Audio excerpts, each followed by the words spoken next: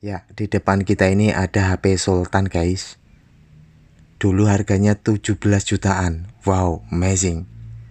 Jadi HP ini tuh sempat ditolak Samsung Center dan diharuskan ganti mesin. Jadi sangat mengenaskan ya nasibnya. Hanya gara-gara masuk air. Tapi berujung menyedihkan. Iya. Oke, kita akan coba bahas ya. Sebetulnya apa kerusakannya? Mantap jiwa, mempesona. Iya.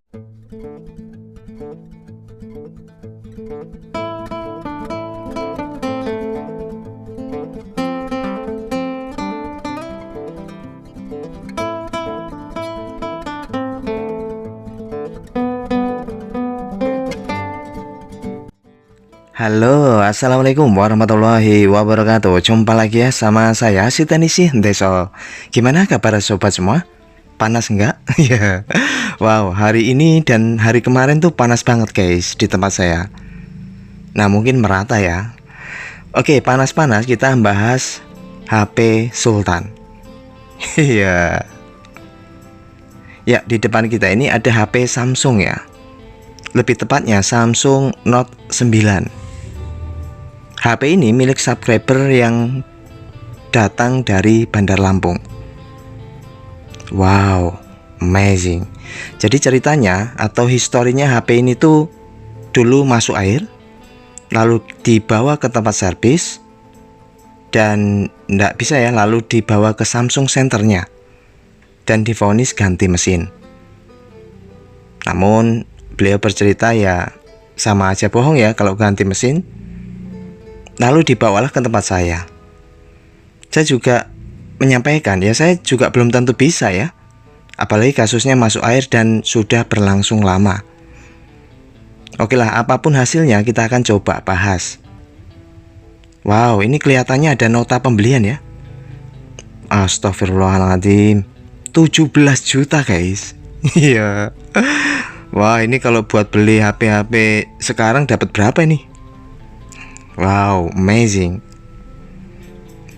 Ya, jadi historinya HP ini tuh masuk air. Lalu bilang pemilik ya sempat dibawa kemana, tapi nyerah ya. Dan kelihatannya saya pun juga nyerah ini. Ya karena gimana guys ya, kalau masuk air berlangsung lama itu harapannya tipis ya. Namun kita akan coba. Ya, ini baterainya pun itu sudah terlepas. Jadi memang sudah eks bongkaran. Nah, ini tidak ada apa-apa lagi ya. Jadi HP rusaknya saja. Cas juga tidak ada. Oke lah, kita akan tutup ininya, lalu kita akan fokus di HP-nya. Wow, ini HP Sultan kasihan betul ya. 17 juta guys. Amazing. Ini baterainya juga wah, kelihatannya almarhum itu baterainya itu. Ya, kita akan buka bagian back cover ya untuk di belakang. Dari segi desain itu mempesona ya. Lalu dari build quality bahannya pun juga amazing. Saya melihat back covernya ini plat ya. Wow. Berarti ini memang sudah pernah dibongkar ya sebelumnya. Bahkan di Samsung Center harus ganti mesin. Oke, kita akan bongkar HP-nya ya. Sambil kita bongkar, kita lihat dulu ya spesifikasinya. Jadi ini adalah Samsung Galaxy Note 9. Displaynya 6,4 in ya. Wow, gede ya. Lalu kameranya 12 megapiksel. Untuk RAM-nya itu versi 6 dan 8 GB. Nah, ini untuk baterainya hanya 4000 mAh dan HP ini dirilis tahun 2018. Berarti sudah lumayan lama ya. Lalu HP ini menggunakan LCD Super AMOLED tentunya. Dan chipsetnya Exynos Qualcomm. Wow, kalau kita lihat ya spesifikasinya amazing. Jadi minim RAM 6. Dan saya melihat ya untuk di bagian mesin itu banyak sekali tingkat korosi. Wah, ini sih namanya sudah parah guys. Sudah telat istilahnya, itu kalau penyakit sudah akut ya. Udah stadium 10. Iya. Wow. Banyak sekali tingkat korosi di bagian mesin. Sebetulnya untuk kasus masuk air itu secepatnya ya, apapun HP-nya, jika masuk air secepatnya keringkan. Pertama yang dilakukan copot baterainya ya. Insya Allah masih bisa ada harapan. Tapi jika terjadi pembiaran seperti ini, itu harapannya tipis guys. Ya, ini saya buka ya untuk di bagian konektornya, dan bisa diperhatiin sampai di konektor LCD itu pun ada tingkat korosi. Ya jelas ya, air itu menyebar dan bikin korosi di bagian jalur VBAT yang ada jalur positifnya, terutama di bagian LCD, IC sinyal, dan yang fokusnya itu di IC power. Itu di jalur VBAT yang sering diserang. Bahkan tidak itu aja ya, jika terjadi pembiaran itu akan merembet kemana-mana. Nah, itu semakin susah untuk ditangani ya. Wah, ini pun masih ada juga ya korosi di balik mesin. Jadi sangat disayangkan ya, ini HP Sultan kondisi X masuk air, tapi ya telat ya untuk penanganannya. Wow, ini terlihat juga gosong ya.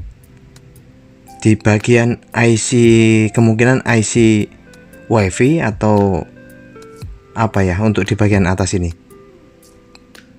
Ya, jadi saya temukan banyak banget tingkat korosi.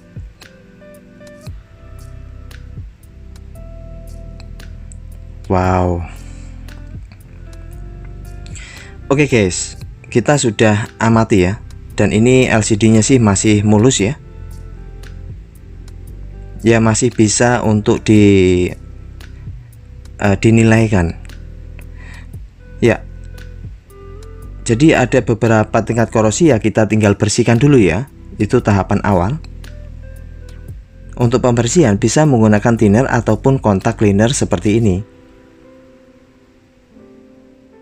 Nah, jika nggak punya kontak cleaner ya gunakan minyak kayu putih ataupun thinner yang ada di jual-jual cat ya, di toko bangunan juga bisa. Namun jangan pilih yang apa ya, yang thinner yang keras tuh, ada yang thinner Cobra ya, Cobra jangan, itu terlalu keras. Ya, ini saya bersihkan yang ada tingkat korosi guys. Wow, ini kameranya ya. Jadi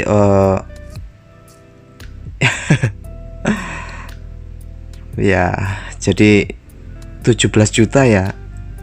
Nasibnya seperti ini guys. Di tahun 2000 berapa tadi ya? 2018 ya. Ya, ini saya copot untuk bagian kameranya. Kita pastiin, kita bersihin semua yang ada korosi. Jadi untuk kerusakan karena efek air, solusi yang paling baik adalah secepat mungkin ya, setelah masuk air bongkar total. Lalu bersihkan seadanya dengan kipas angin, boleh dikipasin setelah dibersihkan ya. Atau dijemur di atas genteng juga bisa. Intinya yang penting dia itu menghilangkan dulu air ya, biar terangkat. Namun jika tidak secepat itu dilakukan ya, air bisa mengendap sehingga korosi. Nah, saya mastiin mesin dulu ya. Kita cek mesin apakah konslet. Wow, bisa diperhatiin.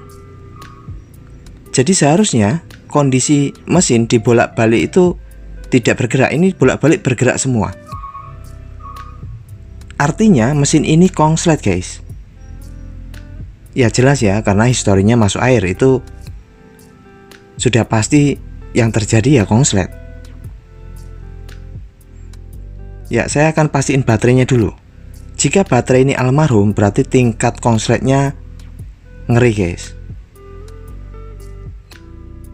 Wow, baterainya pun kena efeknya almarhum, tidak keluar nilai tegangan sama sekali.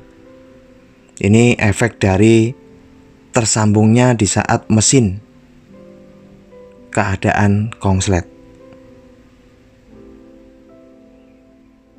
Nah, biasanya untuk kasus konslet penuh itu gampang. Kita tinggal tembak MBR, dan biasanya yang konslet terasa panas. Dan itulah tersangkanya, kita tinggal cabut atau ganti. Kalau IC, kapasitor buang, nggak masalah. Nah, ini saya gunakan bekas baterai. Kita pastiin dulu baterai terisi ya, 3,8 volt. Artinya ini cukup senjatanya untuk nembak tersangkanya. Iya. Nah, ini kita nggak tahu ya tersangkanya itu yang mana. Nah, untuk mengetahuinya ya kita mesti bongkar, terutama di area IC power. Kalau di CPU sama MMC itu tidak mungkin, karena tegangan yang konslet itu tegangan feedback. Tegangan yang berada di IC power, area IC power, IC sinyal, IC lampu, itu jalur feedback ya. Kalau CPU dan MMC itu tidak menggunakan jalur feedback. Nah, ini saya bongkar untuk di area IC power. Saya buka dulu untuk bagian kalengnya ya. Dan ini belum pernah dibuka, jadi rada susah, rada kuat. Ya, ini sudah terangkat untuk penutup kalengnya. Nah, ini kita mesti angkat penutup ya, supaya kita di saat nembak MBR itu ketahuan di mana komponen yang panas. Sehingga jika kita dapati ada komponen yang panas, kita cabut. Jika IC kita ganti, jika kapasitor besar kita ganti, kalau kapasitor kecil ya buang saja, tidak masalah. Oke, ini sudah terangkat dan kita akan siap eksekusi ya.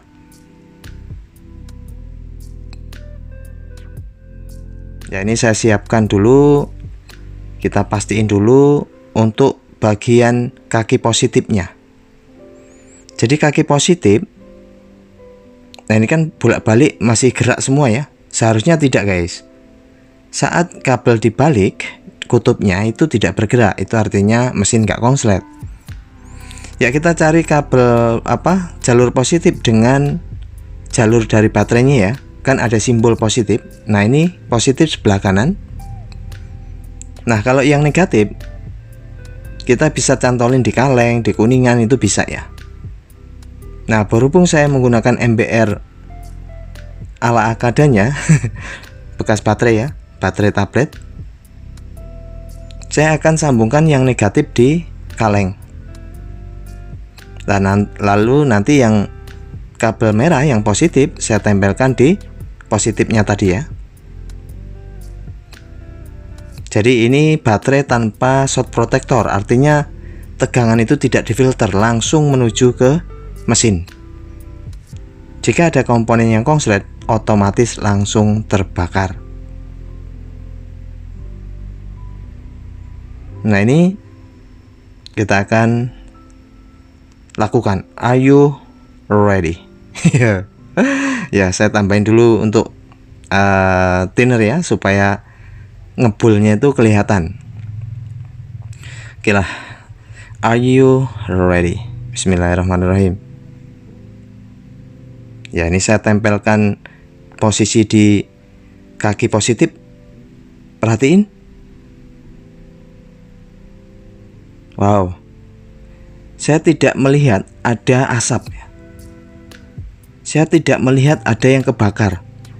Dan di saat saya raba, itu tidak panas. Seharusnya ini tuh panas guys, bisa dirasakan.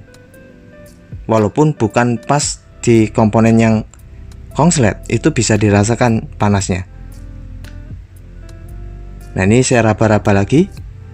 Padahal ini tegangan 3,8 volt dan 2 ampere. Itu gede guys. Untuk full shot itu seharusnya kerasa. Nah ini pastiin dulu baterainya. Bagus ya, 3,8. Baterai aman untuk nembak, tapi di mesin tidak terasa panas saat saya raba-raba. Nah mengapa ini terjadi? Untuk di kasus full shot, saat ditembak MBR itu nggak kerasa panas. Biasa yang terjadi itu jalur shotnya di layernya, di jalur lapisan PCB. Wah ini kasus yang sangat berat guys. Dan kalau menemui kasus yang seperti ini, saya auto nyerah. Yang pasti jiwa cancelku meronta-ronta sudah. Iya. Karena konsletnya ini nggak tahu di mana, bukan komponen, tapi berada di PCB-nya, dan itu sangat susah untuk nyari. Karena di papan PCB untuk di mesin itu terdapat beberapa lapisan jalur. Kalau tidak salah tuh ada 6 atau 8 jalur. Nah ini di saat saya kepo, saya coba cek semua secara manual, itu nggak ada yang konslet. Kapasitor, dioda, semua saya cek tidak ada yang konslet. Biasa itu yang konslet kalau full shot itu IC power yang banyak jalur feedbacknya. Saya cek semua kapasitor di area kelilingnya itu nggak ada yang konslet. Berarti fix ini mesin jalur PCB-nya yang konslet. Inilah tingkat keparahan di stadium 10 jika masuk air dibiarkan. Dan ini berlaku untuk di HP apapun ya. Jika masuk air secepatnya bersihkan. Bila perlu nggak punya apa-apa, bongkar, cuci dengan air sabun nggak masalah. Rinso pun nggak masalah. Sikat, gosok, lalu jemur di atas genting di saat panas. Nah dilanjut lagi besoknya sampai dia memang betul-betul kering. Ya ini harapan satu-satunya tinggal LCD guys. LCD-nya pun masih bisa dimanfaatkan ya. Copotannya itu harganya lumayan, hampir ya 2,5 jutaan ya. Saya tidak bisa melanjutkan karena ini kasus berat guys. HP mesin keadaan konslet tapi ditembak tidak ngaruh apa-apa. Dan itu biasanya di jalur papan PCB-nya. Nah ini saya akan kembaliin ya, dan mudah-mudahan pemilik nonton. Saya mohon maaf tidak bisa mengatasi ini. Oke lah, itu saja ya, semoga bisa diambil hikmahnya dan tetap semangat untuk pemula, dan sampai jumpa ya. Terima kasih dan tetap semangat. Bye bye. Assalamualaikum warahmatullahi wabarakatuh. Aduh.